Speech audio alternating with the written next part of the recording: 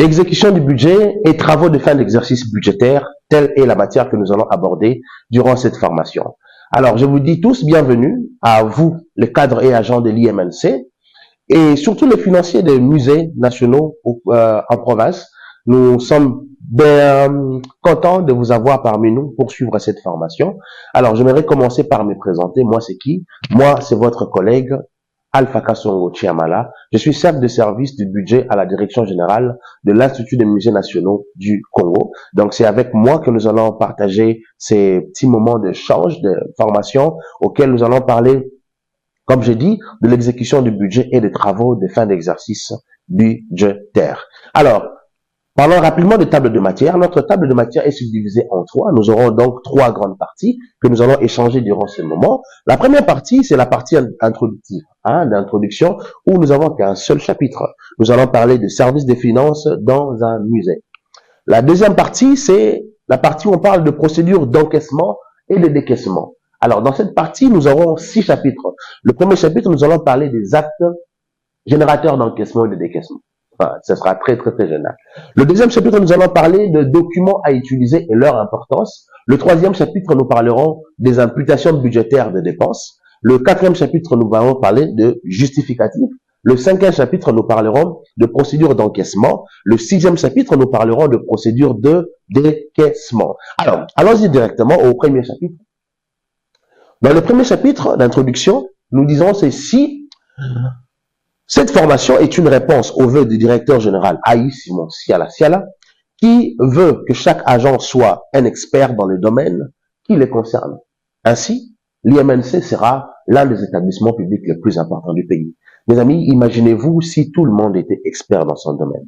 Aujourd'hui, l'IMNC ne sera pas là où il est, mais nous sommes déjà dans le bon. Alors, cette formation tombe encore à pic pour nous booster et nous pousser encore en avant. Alors, cette formation n'est pas seulement une réponse au vœu du directeur général, mais cette formation est aussi un apprentissage. Vous voyez, un apprentissage pour les agents de l'IMNC venus fraîchement des universités pour embrasser le monde professionnel. Pour eux, ça sera vraiment un apprentissage. Même ceux qui ne viennent pas quasiment des universités, mais de d'autres formations, mais qui veulent comprendre encore comment les finances publiques fonctionnent dans un établissement public dénommé IMNC, cette formation sera un apprentissage, mais aussi un renforcement des capacités. Mais pour ceux qui ont déjà des connaissances dans le domaine de finances publiques, ça sera pour eux un renforcement de capacités. Alors, les objectifs de cette formation, nous en avons 3. Le premier objectif de cette formation, c'est d'harmoniser le système de gestion des finances publiques conformément aux lois du pays et dans tous les musées appartenant à l'État. Nous voulons que là où vous êtes, tout ce que vous faites en matière de finances soit conforme aux lois du pays. Deuxième, c'est uniformiser l'utilisation de production des documents financiers à l'IMNC. Nous voulons que quand vous utilisez les documents là-bas, ce soit le même document qui soit utilisé à la direction générale. Nous voulons que quand vous produisez les documents relatifs aux finances, ce soit le même document qui sont produits ici, de même modèle. À telle en sorte que quand on vous envoie un rapport de la direction générale, vous savez bien les analyser, vous savez bien comprendre. Et quand vous nous envoyez aussi votre rapport, que ce soit la même chose. Et troisièmement, c'est vous équiper. Équiper chaque service de finances du musée dans les documents à utiliser.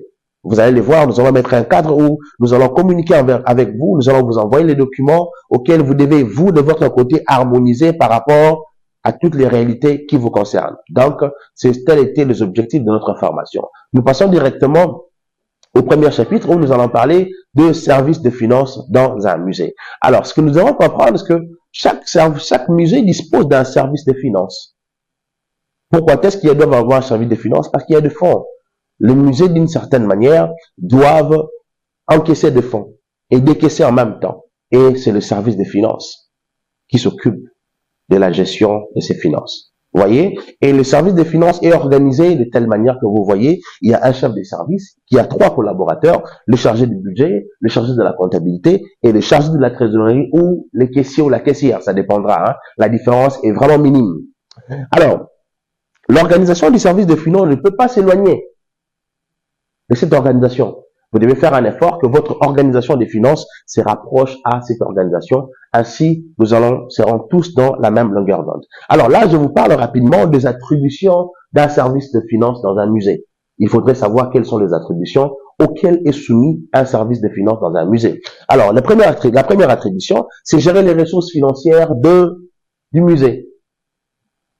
Les fonds sont gérés par les services de finance. Peu importe l'endroit où vient les finances, où vient le fonds sont gérés dans les services de finances. C'est eux qui gèrent l'argent. Deuxièmement, ils élaborent des prévisions budgétaires du musée. Nous allons en parler très bientôt en long et à large, les prévisions budgétaires, mais c'est les services de finances qui sont là pour élaborer. Troisièmement, ils réceptionnent les états de besoin des autres services du musée.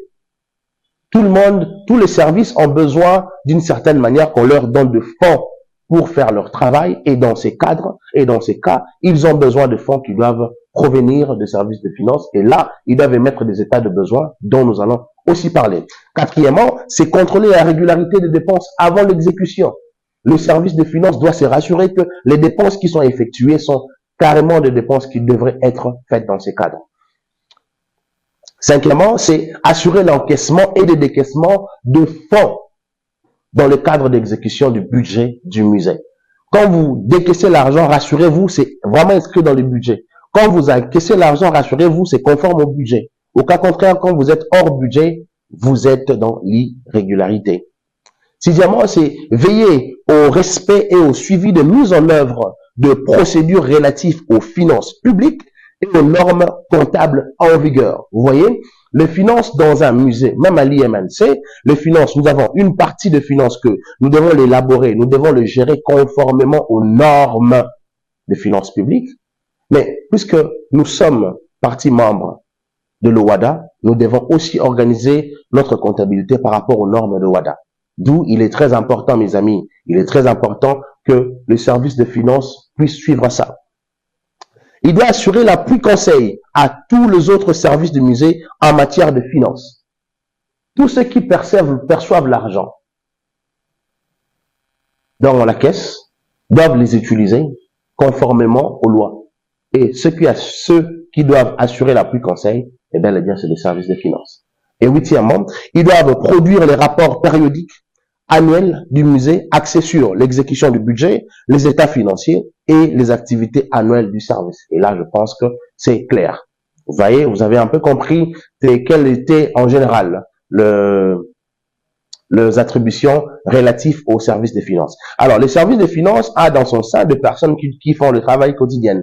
Nous avons la première personne, c'est bel et bien le chef des services, comme je vous avais dit. Le chef des services, lui, il est chargé d'analyser le rapport des différents services et faire le rapport au directeur. Voilà. Ici, quand on parle des services, parce que ceux qui sont dans ses collaborateurs sont des chargés de services. Vous voyez, ils sont des chargés de services. L'un est chargé des services du budget, l'autre de la comptabilité et l'autre de la caisse ou de la trésorerie. Alors, il doit analyser leur rapport et doit faire rapport au directeur du musée. Vous voyez, ça c'est très important. De valider les opérations de sortie et des entrées dans la caisse et dans la banque. Parce que les finances n'est pas seulement conforme, se limite pas seulement à la caisse, mais il y a aussi le côté banque, les finances qui sont logées à la banque, qui ne sont pas gérées physiquement dans notre caisse. Le service des finances doit valider les opérations des entrées et des sorties relatives. Troisièmement, c'est s'assurer de l'effectivité de l'utilisation des fonds décaissés. Le chef doit s'assurer que l'argent qui est sorti de la caisse pour acheter un matériel, pour acheter de biens, a bel et bien servi à ses fins. Ça, c'est très important. Cinquièmement, c'est veiller au respect et au suivi de mise en œuvre de procédures relatives aux finances publiques et aux normes comptables en vigueur. On l'avait presque dit, hein. Et enfin, c'est rendre compte au directeur du musée. Ça, c'est très important. Vous devez rendre compte de service de tout ce que vous faites. Alors, là, nous avons équipé le chef des services. Ils savent aujourd'hui qu'est-ce qu'ils doivent réellement faire. Alors, nous allons parler des attributions de l'un de ses collaborateurs qui est le chargé du budget. Lui, le chargé du budget, il est censé élaborer les prévisions budgétaires annuelles d'un musée. Deuxièmement, élaborer les prévisions des dépenses périodiques selon les étapes de besoins reçus des différents services. C'est lui qui élabore ces états de besoin. Tous ces documents, nous allons vous en parler. C'est quoi les prévisions budgétaires annuelles? C'est quoi les prévisions des dépenses périodiques? Nous allons vous en parler en détail. Et il doit faire quoi? Il doit aussi contrôler la régularité des dépenses avant son exécution. Quatrièmement, il doit préparer le document d'engagement des dépenses et transmettre au chef des services des finances pour vérification de la régularité. Quand il fait le document d'engagement, ça ne part directement pas à la caisse. Ça doit d'abord aller sur le chef de service et le chef de service doit le faire monter là sur le directeur. Là aussi, nous allons en parler quand nous parlerons de procédures d'encaissement et de décaissement. Qu'est-ce qu'il fait? Il doit analyser et suivre, suivre et contrôler l'exécution budgétaire périodique annuelle et en faire rapport. Il doit faire des analyses. Il doit donner, il doit être en mesure de donner l'issue de ces analyses. Il doit vous dire que nous avons connu un écart qui est déficitaire, nous avons connu un écart qui est excédentaire et donner des causes de ces écarts. Ça, c'est aussi les attributions du chargé des budgets et il rédige un rapport mensuel d'activité et rend compte à son chef de service. Vous voyez, telles sont les attributions du chargé du budget. Alors, nous parlons maintenant du chargé de la comptabilité, l'autre collaborateur de chef de service de finance. Alors, qu'est-ce qui s'est fait? Le chargé de la comptabilité, lui, il est chargé de comptabiliser au journal les opérations financières du musée. Il y a ce qu'on appelle les livres de caisse. Il y a le journal comptable. Il est chargé de le faire. Il est chargé d'élaborer les états financiers du musée, notamment le compte de résultats, les bilans et les annexes, afin de dégager la situation financière exacte du musée.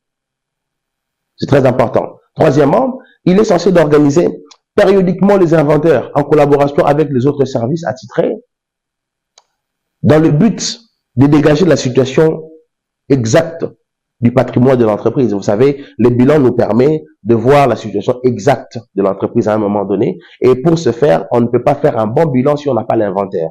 Et c'est la comptabilité qui chapeaute cette activité avec des autres services attitrés. Et quatrièmement, c'est préparer les éléments d'analyse financier du musée. Et comme nous avons dit pour celui de budget, lui aussi doit préparer son rapport annuel d'activité ou mensuel et rendre compte à son chef de service. Et parlons du chargé de la trésorerie, chargé de la caisse aussi. Lui, qu'est-ce qu'il fait? Il en a aussi 6, comme les autres. Lui, il gère le fonds mis à sa disposition en procédant aux encaissements et aux décaissements. Deuxièmement, il assure un suivi au quotidien de mouvements de fonds en banque et de la caisse. C'est lui qui est censé le faire. Troisièmement, il gère les encaissements et décaissements de fonds en espèces mis à sa disposition moyennement les ordres de paiement dûment signés. Quand on parle des ordres de paiement, on voit les demandes de fonds, le bon d'entrée, bon de sortie. Nous allons en parler calmement, ne vous en faites pas.